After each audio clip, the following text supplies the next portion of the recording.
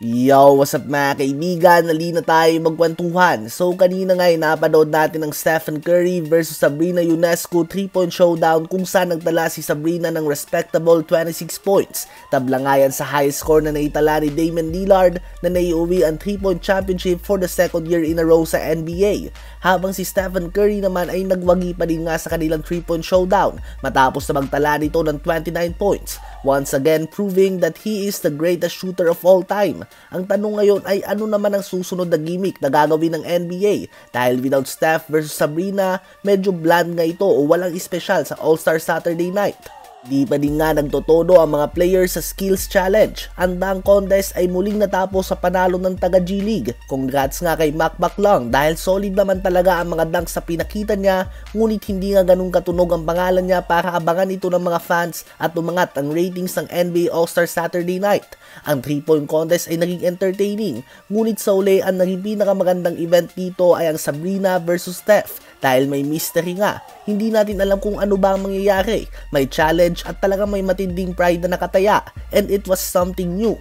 Kaya naman ang tanong ngayon ay what is next? Ano na ba ang plano ng NBA sa susunod na All-Star Saturday Night? Kung gagawa sila nito ay sino naman ang ihaharap nila kay Stephen Curry?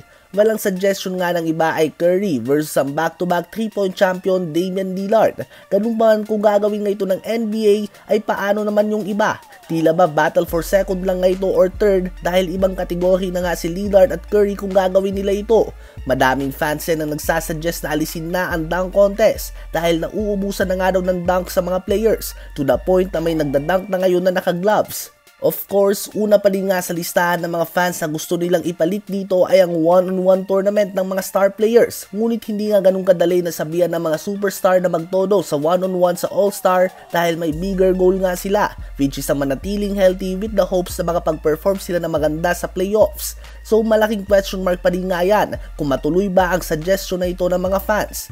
Sa post-performance interview naman ay sinabi nga ni Damian Lillard na hindi nga daw siya nag-practice para sa 3-point shootout. Pumasok lang nga daw siya sa arena at nag-shoot. Well, si Damian Lillard nga mga kaibigan, ang first back-to-back champion since Jason Kapono noong 2007-2008 NBA season. Kayo ba mga kaibigan? Honest answer, natuwa ba kayo sa NBA All-Star Saturday Night ngayon bukod sa Stephen Curry versus Sabrina Ionescu 3-point showdown? Kung hindi ay ano ba ang gusto mong baguhin sa All-Star Saturday Night? I-comment yan sa baba at aking babasahin yan. Huwag kakalimutan na mag-like, mag-subscribe at hit ang notification bell for more updates at kwentuhan. Maraming salamat po.